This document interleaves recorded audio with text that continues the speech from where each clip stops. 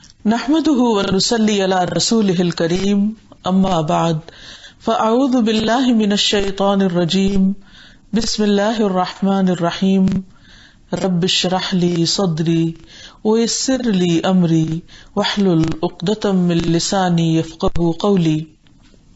ناظرین، پروگرام اللہ کے خوبصورت نام کے ساتھ آپ کی خدمت میں حاضر ہیں۔ آج ہم انشاءاللہ اللہ سبحانہ وتعالی کے نام الحق پر بات کریں گے۔ الحق، برحق، برقرار، سچا۔ اللہ رب العزت اپنی ذات میں برحق ہیں، اپنے تمام اسماء و صفات کے اعتبار سے برحق، اور ان کی تمام صفات حقیقت پر مبنی ہے، سچی ہے۔ وہی معبود برحق ہے، اسی کی عبادت حق ہے، اور اس کے سوا جتنے بھی معبود ہیں وہ باطل ہیں۔ فتعالى اللہ الملک الحق لا الہ الا ہو، پس بلند ہے اللہ جو بادشاہ حقیقی ہے، یعنی اسی کو زیبا ہے ساری کائنات کی بادشاہت۔ لا الہ الا ہو، جس کے سوا اور کوئی الہ نہیں، کوئی معبود ہونے کے لائق نہیں۔ وہو رب العرش الکریم، اور وہ عزت والے عرش کا رب ہے۔ حقیقت یہ ہے کہ اللہ سبحانہ تعالی ہی اصل سچائی ہے، اور اس سے متعلق جو بھی چیز ہے وہ سب بھی سچ ہے۔ اس کا فرمان بھی سچ ہے، اس کی ملاقات بھی برحق ہے، اس کے پیغمبر بھی سچ ہیں، حق ہیں، اس کا کلام بھی حق ہے، اور اس کی ملاقات یعنی قیامت کے دن اس کے سامنے جا کر کھڑے ہونا اور حساب کتاب دینا بھی بالکل برحق ہے۔ تو آئیے دیکھتے ہیں کہ اللہ سبحانہ وتعالی کس طرح ہمارے حقیقی رب ہیں اور کیسے حق برحق الہ ہیں۔ فرمایا ذالک بأن اللہ هو الحق وأنہ یحیی الموتى وأنہ علی کل شیء قدیر۔ یہ اس لیے ہے کہ بے شک اللہ حق ہے، اور اس لیے کہ بے شک وہی مردوں کو زندہ کرے گا، اور اس لیے کہ بے شک وہ ہر چیز پر پوری طرح قادر ہے۔ یعنی اللہ سبحانہ وتعالی کا معبود برحق ہونا اس لیے بالکل سچ ہے کیونکہ ہر چیز اسی کے اختیار میں ہے، زندگی موت کا مالک وہ ہے، ہر ایک کو رزق وہ دیتا ہے، ہر ایک چیز اس کے قبضہ قدرت میں ہے، اور اس کے سوا کوئی بھی اس کے ان اختیارات کا مالک نہیں۔ پھر اسی طرح فرمایا ثم ردوا الی اللہ مولاہم الحق الا لہ الحکم وہو اسرع الحاسبین۔ پھر وہ اللہ کی طرف لوٹائے جائیں گے، یعنی اس زندگی کے بعد، جو ان کا سچا مالک ہے، برحق مالک ہے۔ سن لو، اسی کا حکم ہے، اور وہی سب حساب لینے والوں سے زیادہ جلد حساب لینے والا ہے، یعنی اس کی ملاقات برحق ہے، اور یہ ملاقات حساب کی غرض سے ہوگی۔ اور اس کے سوا جتنی بھی چیزیں دنیا میں پوجی جا رہی ہیں یا جن کی عبادت کی جا رہی ہے، نہ ان کے پاس اختیارات ہیں، نہ وہ کسی چیز کی مالک ہیں، اور نہ ہی پھر ان کی عبادت برحق ہے۔ فرمایا ذالک بأن اللہ هو الحق وأن ما يدعون من دونه باطل وأن اللہ هو العلی الکبیر۔ یہ اس لیے کہ بے شک اللہ ہی برحق ہے، اور بے شک اس کے سوا جسے بھی وہ پکارتے ہیں وہی باطل ہے، اور بے شک اللہ ہی بے حد بلند اور بہت بڑا ہے۔ اللہ سبحانہ تعالیٰ نے کائنات کو پیدا کیا تو حق کے ساتھ پیدا کیا، ایک مقصد کے ساتھ پیدا کیا، اور ایک سچائی کے ساتھ۔ اللہ تعالیٰ فرماتے ہیں الم تر ان اللہ خلق السماوات والارض بالحق ان یشاء یذہبکم ویأت بخلق جدید۔ کیا تم نے دیکھا نہیں کہ بے شک اللہ نے آسمانوں اور زمین کو حق کے ساتھ پیدا کیا ہے، اگر وہ چاہے تو تمہیں لے جائے اور ایک نئی مخلوق پیدا کر دے، کیونکہ سارے اختیارات تو اسی کے پاس ہیں۔ مراد اس سے یہ ہے کہ اللہ سبحانہ وتعالی نے جو بھی کچھ پیدا کیا ان سب کے پیدا کرنے کا ایک مقصد ہے، اور وہ مقصد کیا ہے کہ اللہ تعالی کی پہچان اور پھر اللہ تعالی کی عبادت۔ اگر کوئی شخص اللہ تعالیٰ کی تخلیق کی نشانیوں کے ذریعے اللہ تعالیٰ کو پہچانتا نہیں اور اللہ تعالیٰ کی طرف سے آنے والے پیغام کے مطابق اپنی زندگی بسر نہیں کرتا تو اللہ سبحانہ وتعالیٰ کو پورا حق اور اختیار ہے کہ وہ جب چاہے ایسے لوگوں کو صفحہ ہستی سے مٹا دے، لیکن وہ سب کو مہلت دیتا ہے کہ شاید لوگ پلٹ آئیں اور سچائی کو پا لیں۔ ایک اور جگہ پر فرمایا وَخَلَقَ اللَّهُ السَّمَاوَاتِ وَالْأَرْضَ بِالْحَقِّ وَلِتُجْزَى كُلُّ نَفْسٍ بِمَا كَسَبَتْ وَهُمْ لَا يُظْلَمُونَ، اور اللہ نے آسمانوں اور زمین کو حق کے ساتھ پیدا کیا اور تاکہ ہر شخص کو اس کا بدلہ دیا جائے جو اس نے کمایا، اور ان پر ظلم نہیں کیا جائے گا۔ یعنی اللہ سبحانہ تعالیٰ نے زمین و آسمان کی تخلیق بے مقصد پیدا نہیں کی، یہ سب کچھ بے غرض، یعنی اللہ سبحانہ تعالیٰ نے زمین و آسمان کی تخلیق بے مقصد نہیں کی، یہ سب کچھ جیسے بنا ہے ایک دن اس سب کو سمیٹ دیا جائے گا، یہ سب کچھ ختم کر دیا جائے گا، اور ایک دن ہوگا جس میں سب انسانوں کو ان کے کیے کا بدلہ ملے گا۔ اور یہاں پر یہ بتایا جا رہا ہے کہ یہ بات بھی بالکل برحق ہے۔ پھر اسی طرح اللہ تعالیٰ نے باقی جتنی بھی نشانیاں پیدا کی ہیں جن کے ذریعے اس کو پہچانا جا سکتا ہے، ان کا ذکر کرتے ہوئے فرمایا هو الذی جعل الشمس ضیاء والقمر نورا وقدرہ منازل لتعلموا عدد السنین والحساب ما خلق اللہ ذلک الا بالحق یفصل الآیات لقوم یعلمون۔ وہی ہے جس نے سورج کو تیز روشنی اور چاند کو نور بنایا، اس کی منزلیں مقرر کی تاکہ تم سالوں کی گنتی اور حساب معلوم کرو۔ اللہ نے یہ سب کچھ نہیں پیدا کیا مگر حق کے ساتھ، وہ آیات کو ان لوگوں کے لیے کھول کر بیان کرتا ہے جو جانتے ہیں۔ یعنی اللہ تعالیٰ نے جتنی بھی نشانیاں زمین آسمان کی صورت میں یا چاند سورج کی شکل میں پیدا کی ہیں، یہ سب بھی اس لیے ہے کہ بنانے والے کو پہچانا جائے، اور پھر یہ کہ اللہ تعالیٰ نے انسانوں کے فائدے بھی اس میں رکھے ہیں، اور ان سب کو حق کے ساتھ پیدا کیا گیا ہے، ان کا ایک مقصد ہے۔ اور اللہ تعالیٰ نے یہ ساری نشانیاں کھول کے اس لیے بیان بھی کر دی اپنی کتاب میں، یعنی صرف چیزیں پیدا نہیں کر دی بلکہ اپنی کتاب میں ان کا ذکر کیا تاکہ لوگوں کی توجہ اس طرف دلائی جائے اور وہ حقیقت کو پا لیں۔ پھر اسی طرح یہ بھی یاد رکھنا چاہیے کہ اللہ سبحانہ و تعالیٰ کے فیصلے بھی حق پر مبنی ہیں، اللہ تعالیٰ کسی پر بھی ظلم کرنے والا نہیں ہے۔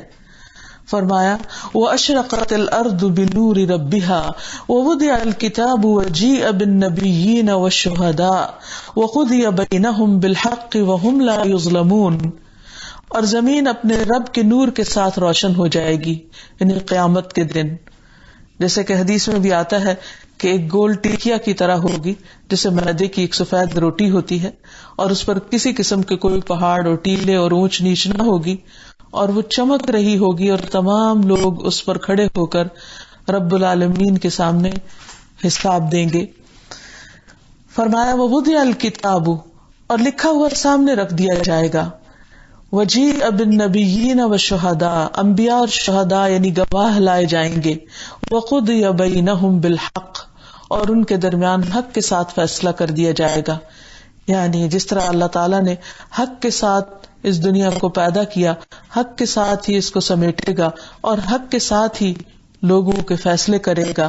وَهُمْ لَا يُظْلَمُونَ، اور وہ ظلم نہ کیے جائیں گے۔ پھر اسی طرح اللہ تعالیٰ فرماتے ہیں يَوْمَئِذٍ يُوَفِّيهِمُ اللَّهُ دِينَهُمُ الْحَقَّ وَيَعْلَمُونَ أَنَّ اللَّهَ هُوَ الْحَقُّ الْمُبِينُ، اس دن اللہ انہیں صحیح بدلہ پورا دے گا حق کے ساتھ، یعنی جب قیامت قائم ہوگی تو کسی کا بھی حق نہیں مارا جائے گا، ہر ایک کو اس کے کیے کے مطابق جزا ملے گی، اور وہ جان لیں گے کہ بے شک اللہ ہی حق ہے۔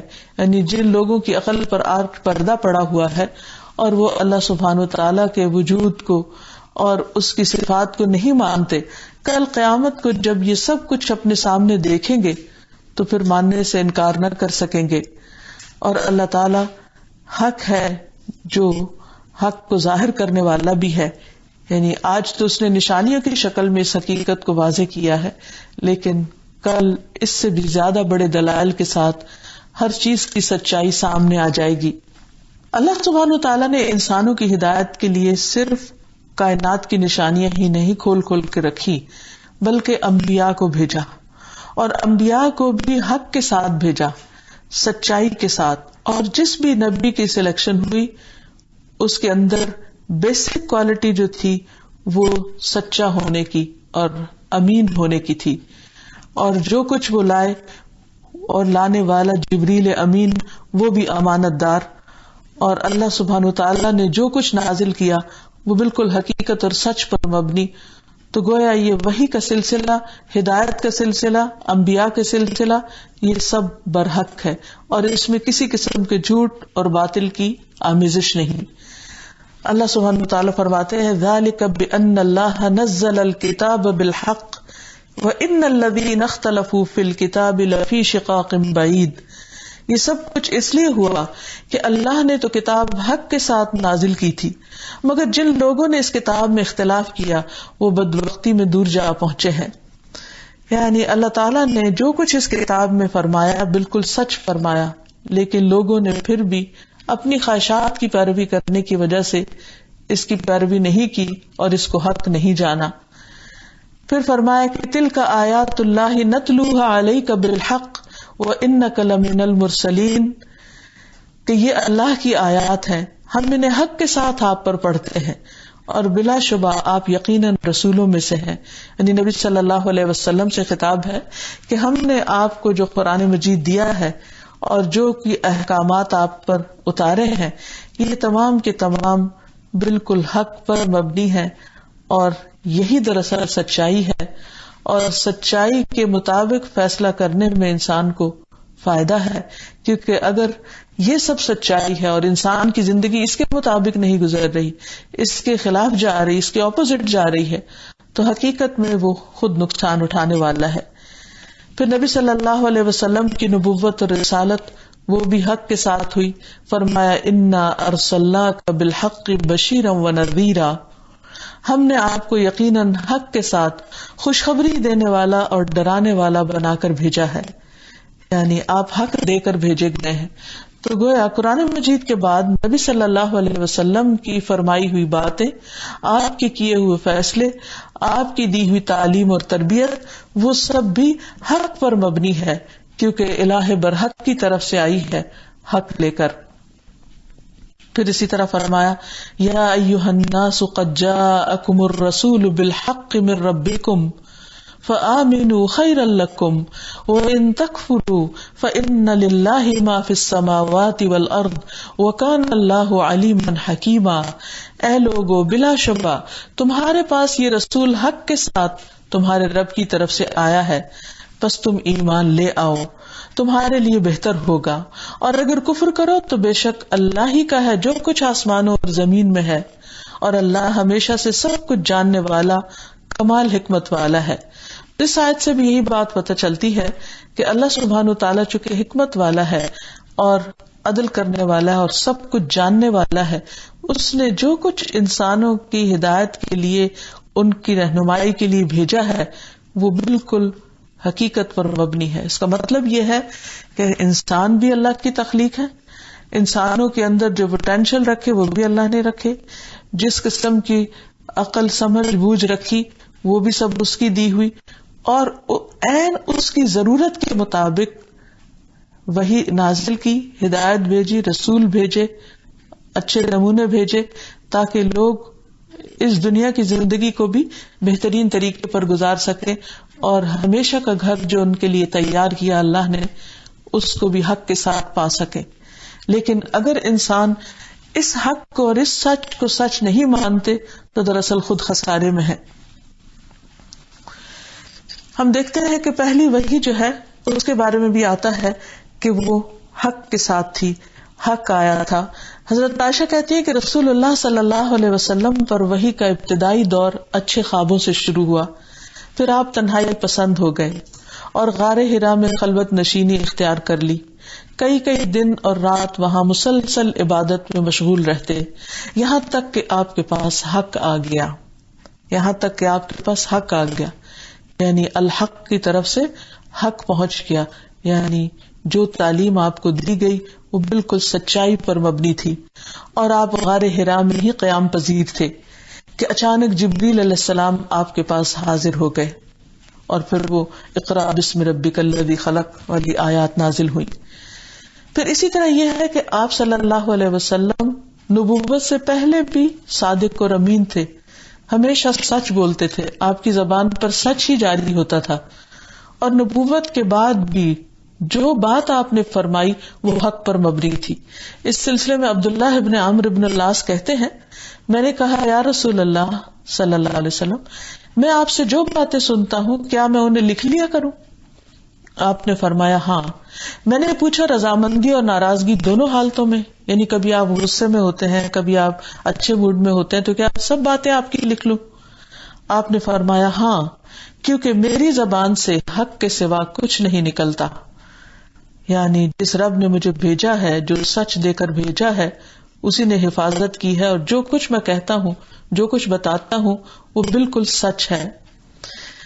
ایک اور بات میں آتا ہے کہ آپ مزاح میں، یعنی ہنسی مذاق میں بھی سچ ہی بولتے تھے، کوئی جھوٹی بات یا کوئی غیر حقیقی بات آپ کی زبان سے نہیں نکلتی تھی. رسول اللہ صلی اللہ علیہ وسلم نے فرمایا میں تو ہمیشہ حق بات ہی کہتا ہوں. کسی صحابی نے عرض کیا یا رسول اللہ صلی اللہ علیہ وسلم، آپ تو ہمارے ساتھ مزاح بھی کرتے ہیں. آپ نے فرمایا مزاح میں بھی ہمیشہ میں حق بات ہی کہتا ہوں. پھر اسی طرح اللہ سبحانہ تعالیٰ کے جتنے اقوال ہیں، جو افعال ہیں، صفات ہیں، جو اللہ تعالیٰ نے خبریں دی ہیں ماضی کے واقعات کی یا مستقبل کے ہونے والے واقعات کی، چاہے آخرت ہے یا جنت ہے یا جہنم ہے یا اس کے بعد کی جو باتیں ہیں، یہ سب بھی حق پر مبنی ہیں، اور اللہ سبحانہ تعالیٰ کی باتیں حق ہو کر رہتی ہیں، اور اس کے تمام کلمات سچ کو ثابت کرنے والے ہیں. اس کے وعدے بھی سچے ہیں، اس کا دین بھی سچا ہے، اس کی کتاب بھی سچی ہے، اس کی ساری خبریں سچی ہیں. اللہ تعالیٰ فرماتے ہیں وَيُحِقُّ اللَّهُ الْحَقَّ بِكَلِمَاتِهِ وَلَوْ كَرِهَ الْمُجْرِمُونَ، اور اللہ حق کو اپنی باتوں کے ساتھ سچا کر دیتا ہے، ثابت کر دیتا ہے، خواہ مجرم برا ہی کیوں نہ جانے. اسی طرح ایک اور جگہ پر فرمایا وَيَمْحُ اللَّهُ الْبَاطِلَ وَيُحِقُّ الْحَقَّ بِكَلِمَاتِهِ إِنَّهُ عَلِيمٌ بِذَاتِ الصُّدُورِ، اور اللہ باطل کو مٹا دیتا ہے اور حق کو اپنی باتوں کے ساتھ ثابت کر دیتا ہے، یقیناً وہ سینوں کی بات کو خوب جاننے والا ہے. ایک اور جگہ پر فرمایا وَمَنْ أَصْدَقُ مِنَ اللَّهِ حَدِيثًا، اللہ سے سچی بات کس کی ہو سکتی ہے. ایک اور جگہ پر فرمایا وَمَنْ أَصْدَقُ مِنَ اللَّهِ قِيلًا، اللہ سے سچا قول کس کا ہو سکتا ہے. سورۃ الانعام میں فرمایا وَتَمَّتْ كَلِمَةُ رَبِّكَ صِدْقًا وَعَدْلًا لَا مُبَدِّلَ لِكَلِمَاتِهِ وَهُوَ السَّمِيعُ الْعَلِيمُ، اور تیرے رب کی بات سچ اور انصاف کے اعتبار سے پوری ہو گئی، اس کی باتوں کو کوئی بدلنے والا نہیں، اور وہی سب کچھ سننے والا اور سب کچھ جاننے والا ہے. یہ بھی یاد رہے کہ اللہ سبحانہ تعالیٰ کے وعدے سچے ہیں، اللہ کی باتیں سچی ہیں، اور اس کی دلیل یہ ہے کہ حضرت انس رضی اللہ تعالیٰ عنہ سے روایت ہے کہ نبی صلی اللہ علیہ وسلم جب معراج پر تشریف لے گئے تو آپ پر 50 نمازیں فرض کی گئی. حضرت موسیٰ کے کہنے پر آپ صلی اللہ علیہ وسلم کی التجا پر وہ بالآخر 5 رہ گئی. اس کے بعد آپ کو آواز دی گئی کہ اے محمد صلی اللہ علیہ وسلم، ہمارے یہاں بات نہیں بدلتی، آپ کو ان 5 پر 50 ہی کا ثواب ملے گا. یعنی ہم اب نمازیں تو 5 پڑھتے ہیں، لیکن اللہ سبحانہ تعالیٰ نے وہ جو 50 کا اجر لکھا تھا وہ اپنی جگہ برقرار ہے، برحق ہے. ابو ذر رضی اللہ عنہ سے روایت ہے رسول اللہ صلی اللہ علیہ وسلم نے فرمایا جو شخص ہر مہینے 3 روزے رکھے تو یوں سمجھو اس نے زمانے بھر کے روزے رکھ لیے، یعنی ساری زندگی روزے رکھے. پھر فرمایا اللہ تعالیٰ نے اپنی کتاب قرآن میں سچ فرمایا ہے من جاء بالحسنۃ فلہ 10 امثالها، جو شخص نیکی کرے گا اسے اس نیکی کا 10 گنا ثواب دیا جائے گا. یعنی اگر کوئی شخص 3 روزے رکھتا ہے تو 1 روزے کا ثواب 10 روزوں کے برابر اور 3 کا ثواب 30 کے برابر، تو گویا اس نے پورا مہینہ روزہ رکھے. اور اگر ہر مہینے روزے رکھتے رہے 3 تو اس کا مطلب ہے کہ پورا سال وہ روزے سے رہا. پھر اسی طرح اللہ سبحانہ وتعالیٰ کے جو فرشتے ہیں وہ بھی سچائی کو بیان کرتے ہیں.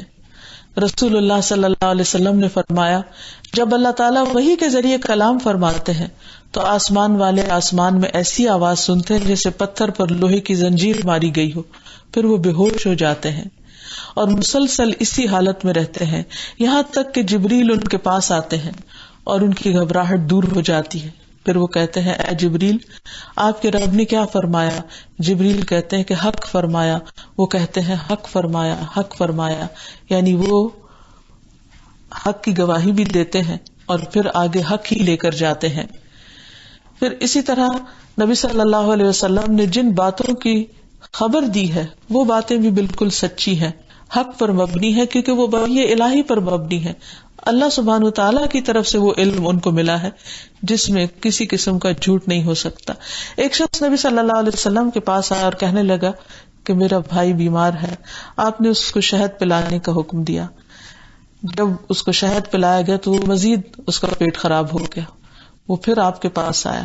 آپ نے فرمایا کہ تمہارے بھائی کا پیٹ جھوٹا ہے، اللہ کی بات سچی ہے، اسے مزید شہد پلاؤ. پھر اس نے پلایا، پھر اس کی طبیعت اور خراب ہو گئی. پھر تیسری بار بھی ایسا ہوا اور اس کے بعد اس کو شفا ہو گئی اور وہ تندرست ہو گیا. تو اب یہ ہے کہ بعض اوقات ہم دین کے ایک حکم پر عمل کرتے ہیں تو ہم چاہتے ہیں کہ فوری فائدہ ہمارے سامنے آ جائے، لیکن اگر وقتی طور پر کوئی نقصان ہوتا ہے تو ہم سمجھتے شاید دین سچا نہیں ہے. اور شیطان بہت دفعہ ایسے وسوسے انسان کے ذہن میں ڈالتا ہے، لیکن اگر انسان کا ایمان سچا ہو اور اللہ کی بات پر پورا یقین ہو، تسلی ہو، اعتماد ہو، تو انسان الٹیمیٹلی یہی دیکھتا ہے اور آخرت میں تو ضرور دیکھے گا کہ اللہ تعالیٰ کے وعدے سچے تھے اور اللہ تعالیٰ نے جو کچھ فرمایا وہ بالکل حقیقت پر مبنی تھا اور باقی باتیں محض گمان تھی. پھر اسی طرح اللہ سبحانہ تعالیٰ کی ملاقات بھی سچی ہے، اس میں بھی کسی کو شک نہیں ہونا چاہیے. اللہ تعالیٰ فرماتے ہیں واتقوا اللہ واعلموا انکم ملاقوہ، اور اللہ سے ڈرتے رہو اور یہ جان لو کہ تم اس سے ملنے والے ہو، یعنی ایک دن اس کے سامنے جا کھڑے ہوگے. رسول اللہ صلی اللہ علیہ وسلم نے فرمایا تم میں سے ہر کوئی اللہ سے اس حال میں ملاقات کرے گا کہ درمیان میں کوئی ترجمان نہ ہوگا. اللہ تعالیٰ اس سے دریافت کرے گا کیا میں نے تمہارے پاس رسول نہیں بھیجے تھے جنہوں نے تم تک میرا پیغام پہنچا دیا ہو؟ وہ عرض کرے گا بے شک تو نے بھیجے تھے. اللہ تعالیٰ دریافت فرمائے گا کیا میں نے مال اور اولاد تمہیں نہیں دی تھی؟ کیا میں نے ان کے ذریعے تمہیں فضیلت نہیں دی تھی؟ وہ جواب دے گا بے شک تو نے ایسا ہی کیا تھا. پھر وہ اپنے داہنی طرف دیکھے گا تو سوائے جہنم کے اسے کچھ نظر نہ آئے گا، بائیں طرف دیکھے گا تو جہنم کے سوا کچھ نظر نہیں آئے گا. آپ نے فرمایا جہنم سے بچو اگرچہ کھجور کے ایک ٹکڑے کے ذریعے ہی.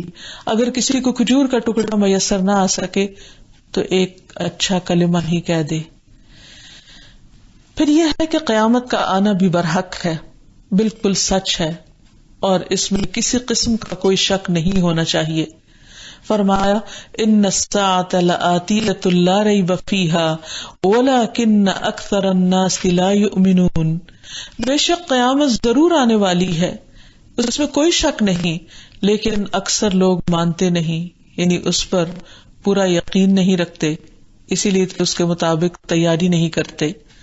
کیونکہ جو حادثہ پیش آنے والا ہو انسان پہلے سے اس کی پیش بندی شروع کر دیتا ہے. پھر اسی طرح جنت اور جہنم بھی برحق ہے. عبادہ رضی اللہ عنہ سے مروی ہے کہ رسول اللہ صلی اللہ علیہ وسلم نے فرمایا جس نے گواہی دی کہ اللہ کے سوا کوئی معبود نہیں وہ وحدہ لا شریک ہے، اور یہ کہ محمد صلی اللہ علیہ وسلم اس کے بندے اور رسول ہیں، اور یہ کہ عیسیٰ علیہ السلام اس کے بندے اور رسول ہیں اور اس کا کلمہ ہے جسے اللہ نے مریم تک پہنچا دیا تھا، اور اس کی طرف سے ایک روح ہے، اور یہ کہ جنت حق ہے، دوزخ حق ہے. تو اس نے جو بھی عمل کیا ہوگا آخر اللہ تعالیٰ اس سے جنت میں داخل کر دے گا، یعنی اس کے سچے ایمان کی وجہ سے. پھر اسی طرح اللہ سبحانہ تعالیٰ نے اہل ایمان سے جو وعدے کیے ہیں وہ بھی بالکل سچے ہیں. فرمایا والذین آمنوا وعملوا الصالحات سندخلهم جنات تجری من تحتها الانہار خالدین فیہا ابدا وعد اللہ حقا ومن اصدق من اللہ قیلا. اور وہ لوگ جو ایمان لائے اور انہوں نے نیک اعمال کیے، ان قریب ہم انہیں ایسے باغوں میں داخل کریں گے جن کے نیچے نہریں بہتی ہیں، ہمیشہ ان میں رہنے والے، ہمیشہ ہمیشہ. اللہ کا سچا وعدہ ہے اور اللہ سے زیادہ بات میں سچا کون ہو سکتا ہے. پھر اسی طرح اللہ تعالیٰ نے اہل جنت سے جو وعدہ کیا وہ بھی ضرور پورا ہوگا، اسی لیے اہل جنت پکاریں گے وقالوا الحمد للہ الذی صدقنا وعدہ، کہیں گے سب تعریف اللہ کے لیے ہے جس نے ہم سے اپنا وعدہ سچ کر دکھایا. پھر اہل جہنم سے جو وعدہ کیا جا رہا ہے وہ بھی پورا ہو کر رہنا ہے.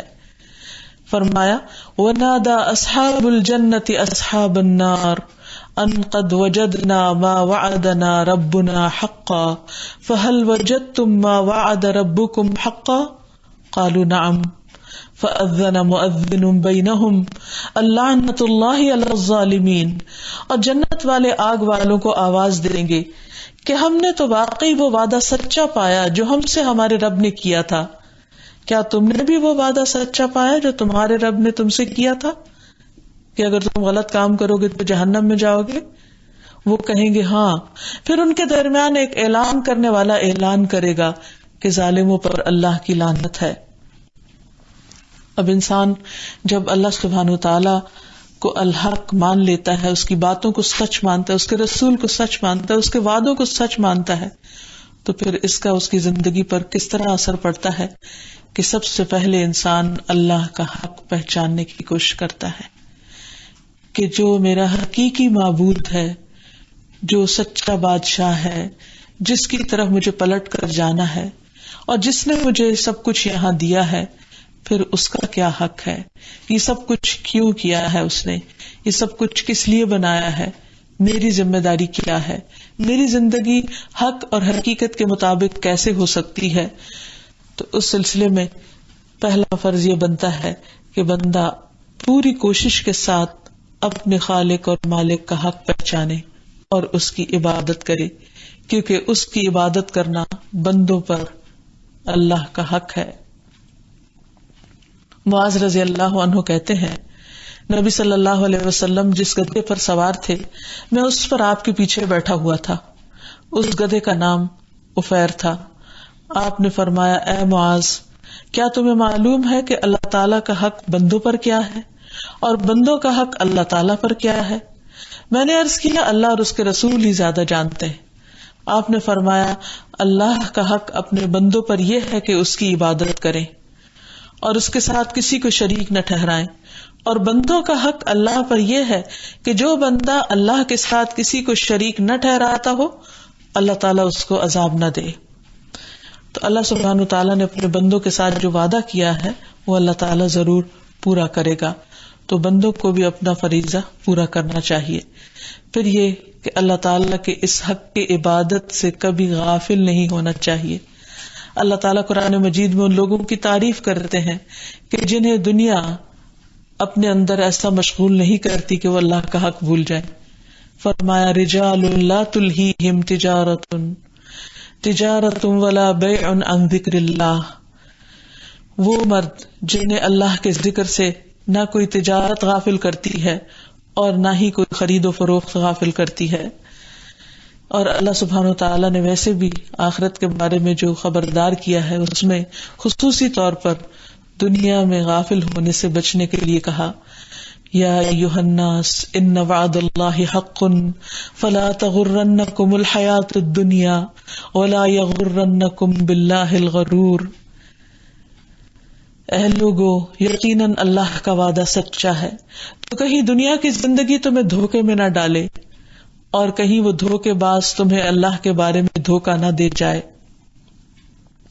اس لیے انسان کو اللہ تعالی کے وعدوں کو سچا سمجھتے ہوئے اس دنیا میں اللہ سے ڈرتے ہوئے زندگی بسر کرنی چاہیے اور کتنا ڈرنا چاہیے؟ جتنا اس سے ڈرنے کا حق ہے. فرمایا یا ایھا الذین آمنوا اتقوا اللہ حق تقاتہ، اے لوگ جو ایمان لائے ہو اللہ سے ڈرو جیسا اس سے ڈرنے کا حق ہے. اور پھر انسان اللہ تعالیٰ کی کتاب کا بھی حق ادا کرے، یعنی قرآن مجید کا بھی، کیونکہ قرآن مجید پر ایمان لانے کا تقاضا یہ ہے کہ اس کی تلاوت کا حق ادا کیا جائے. اسی لیے اللہ تعالیٰ فرماتے ہیں الذین آتیناہم الکتاب یتلونہ حق تلاوتہ اولئک یؤمنون بہ، جن لوگوں کو ہم نے کتاب دی ہے وہ اسے اس طرح پڑھتے ہیں جیسے پڑھنے کا حق ہے، تو یہی لوگ دراصل اس پر ایمان رکھتے ہیں. پڑھنے کے حق میں کیا چیز آتی ہے کہ انسان اس کے الفاظ اور حروف کو بھی صحیح طور پر پڑھے اور اس کے معنی کو جانے کہ اللہ تعالیٰ کیا فرما رہے ہیں. اگر انسان کو کتاب پڑھنی نہیں آتی اور پتہ ہی نہیں کہ اللہ تعالیٰ نے کیا اتارا ہے تو وہ کتاب کا حق کیسے دے سکتا ہے؟ پھر اسی طرح اللہ تعالیٰ کے راستے میں جد و جہد کا حق ادا کرے. فرمایا وجاہدوا فی اللہ حق جہادہ، اور اللہ کی راہ میں جہاد کرو جیسا کہ جہاد کرنے کا حق ہے. پھر اسی طرح لوگوں کے حقوق ادا کرنے کے بارے میں بھی انسان کو سنجیدہ ہونا چاہیے، ہر ایک کو اس کا حق دینا چاہیے. نبی صلی اللہ علیہ وسلم نے سلمان فارسی اور ابو درداء کو بھائی بھائی بنا دیا. ایک مرتبہ سلمان ابو درداء سے ملنے کے لیے گئے تو دیکھا کہ ام درداء بہت خستہ حال میں ہے. پوچھا کہ تمہارا کیا حال ہے؟ بولے تمہارے بھائی ابو درداء کو دنیا سے کوئی دلچسپی نہیں. جب ابو درداء آئے تو سلمان نے ان سے کہا کہ تمہارے رب کا بھی تم پر حق ہے، تمہاری جان کا بھی تم پر حق ہے، تمہاری بیوی کا بھی تم پر حق ہے، بس سارے حقداروں کے حقوق ادا کرو. پھر وہ نبی صلی اللہ علیہ وسلم کی خدمت میں حاضر ہوئے اور آپ سے اس کا ذکر کیا تو آپ نے فرمایا سلمان نے سچ کہا، حق کہا. پھر اسی طرح انسان کے مہمان کا بھی اس پر حق ہے. حدیث میں آتا ہے ان لزورک علیک حق، تم سے ملنے کے لیے آنے والے کا بھی تم پر حق ہے. پھر اسی طرح انسان کو اپنی گفتگو میں، اپنے معاملات میں، اپنے طرز زندگی میں حق کو اپنانا چاہیے اور باطل کا انکار کر دینا چاہیے. ہر معاملے میں سچ کو اختیار کرنا چاہیے. رسول اللہ صلی اللہ علیہ وسلم نے فرمایا سچائی کو اپنے اوپر لازم کر لو. ایک اور جگہ پر فرمایا کہ کسی بھی دل میں ایمان اور جھوٹ اکٹھے نہیں ہو سکتے، یعنی ایمان انسان کو اندر سے سچا بنا دیتا ہے کیونکہ وہ حقیقت کے مطابق بات کرتا ہے. پھر اسی طرح جو شخص سچ بولتا رہتا ہے اور سچ کی تلاش میں رہتا ہے وہ اللہ کے ہاں صدیق لکھا جاتا ہے اور صدیق بن کر دنیا کی قیمتی دولت حاصل کر لیتا ہے. رسول اللہ صلی اللہ علیہ وسلم نے فرمایا اگر تم میں 4 خصال پائے جاتے ہوں تو تمہیں دنیا کے کسی فائدے سے محرومی کا کوئی افسوس نہیں ہونا چاہیے. امانت کی حفاظت، سچی بات، اخلاق کی عمدگی اور کھانے میں پاکیزگی. پھر اسی طرح یہ ہے کہ انسان کو حق بات چھپانی نہیں چاہیے، سچی گواہی کو نہیں چھپانا چاہیے. انسان کو اگر کسی معاملے میں صحیح بات معلوم ہے تو وہ دوسروں کے ساتھ شیئر کرنی چاہیے. مثلاً کوئی کسی کے بارے میں غلط بات کہہ رہا ہو اور آپ کو حقیقت معلوم ہو تو آپ کو دوسرے کا دفاع کرنا چاہیے. پھر اسی طرح اس حق کو ماننے کا تقاضا یہ ہے کہ انسان جو کہے اس پر عمل بھی کر کے دکھائے. یہ نہ ہو کہ زبان سے کچھ کہہ رہا ہو اور اس کا طرز زندگی، اس کا عمل اس کے خلاف ہو. فرمایا کبر مقتا عند اللہ ان تقولوا ما لا تفعلون، کیونکہ اللہ سبحانہ وتعالیٰ کے نزدیک یہ چیز انتہائی ناپسندیدہ ہے کہ انسان کے قول و فعل میں تضاد ہو، کہ تم وہ کہو جو تم کرتے نہیں ہو. تو قول اور فعل کا تضاد بھی ناحق ہے. حق یہ ہے کہ انسان کے دل میں جو ہو وہی زبان پر ہو، اور جو انسان کی زبان پر ہو وہی اس کے ایکشن میں ہو، اس کے عمل میں ہو، اور انسان ہر طرح کے جھوٹ سے بھی بچتا رہے. اللہ کے رسول صلی اللہ علیہ وسلم فرمایا کرتے تھے 6 چیزوں کی ضمانت مجھے دے دو، میں تمہیں جنت کی ضمانت دیتا ہوں. جب تم سے کوئی بات کرے تو جھوٹ نہ بولو، جب امانت رکھی جائے تو خیانت نہ کرو، وعدہ کرے تو توڑے نہیں، اور نظروں کو جھکا کر رکھا کرو، اپنے ہاتھ کو روک کر رکھو، اپنی شرمگاہوں کی حفاظت کرو. پھر اسی طرح بچوں سے بھی جھوٹ نہیں بولنا چاہیے کہ انہیں تو کیا معلوم. نہیں، انہیں کچھ معلوم ہے یا نہیں، ہمیں تو معلوم ہے کہ حقیقت کیا ہے. اس لیے جب ان کے ساتھ کوئی وعدہ کیا جائے یا انہیں کسی بھی چیز کی حقیقت کے بارے میں بتایا جائے تو اصل حقیقت بتائی جائے. بعض اوقات ہم سمجھتے کہ بچے سمجھیں گے نہیں تو ان کو خود ساختہ کہانیوں کے ذریعے یا غلط حقائق کے ذریعے ان کو بات پہنچائی جاتی ہے، تو اس سے وہ بچپن سے پھر جھوٹ کے عادی ہو جاتے ہیں. عبداللہ بن عامر کہتے ہیں کہ ایک دن میری ماں نے مجھے بلایا اور رسول اللہ صلی اللہ علیہ وسلم ہمارے گھر میں تشریف فرما تھے. انہوں نے کہا ادھر آؤ میں تمہیں ایک چیز دوں گی. تو رسول اللہ صلی اللہ علیہ وسلم نے ان سے فرمایا کیا واقعی تمہارا دینے کا ارادہ ہے؟ انہوں نے کہا میں کھجور دوں گی. تو رسول اللہ صلی اللہ علیہ وسلم نے ان کو کہا اگر تم اس کو کچھ نہ دیتی تو یہ بات تمہارے اوپر جھوٹ لکھی جاتی، تم پر جھوٹ کا گناہ لکھا جاتا.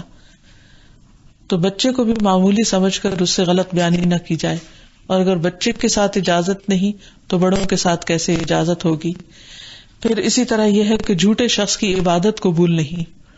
نبی صلی اللہ علیہ وسلم نے فرمایا جو شخص جھوٹ بولنا اور اس پر عمل کرنا اور جہالت کی باتوں کو نہ چھوڑے تو اللہ سبحانہ و تعالیٰ کو اس کی کوئی ضرورت نہیں کہ وہ اپنا کھانا پینا چھوڑ دے، یعنی ایسے شخص کا روزہ بھی قبول نہیں.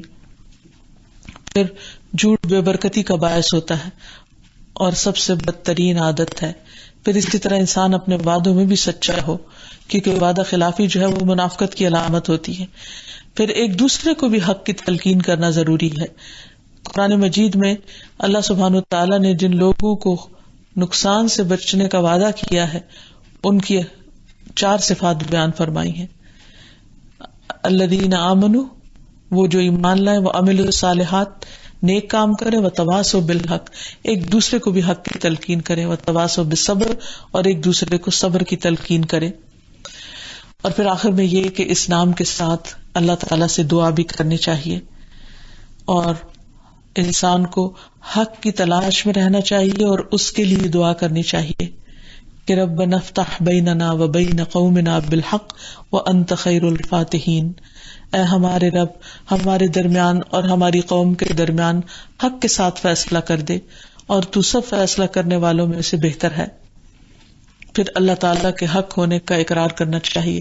نبی صلی اللہ علیہ وسلم جب صبح کے وقت تہجد کے لیے کھڑے ہوتے تو یہ دعا پڑھتے اللہم لک الحمد انت قیم السماوات والارض ومن فیہن ولک الحمد لک ملک السماوات والارض ومن فیہن ولک الحمد انت نور السماوات والارض ولک الحمد انت الحق ووعدک الحق ولقاؤک حق وقولک حق والجنة حق والنار حق والنبیون حق ومحمد صلی اللہ علیہ وسلم حق والساعۃ حق.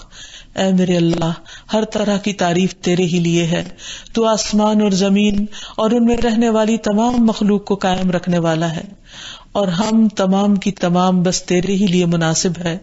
آسمان اور زمین اور ان کی تمام مخلوقات پر بادشاہی صرف تیرے لیے ہے اور تعریف تیرے ہی لیے ہے. تو آسمان و زمین کا نور ہے اور تعریف تیرے ہی لیے ہے.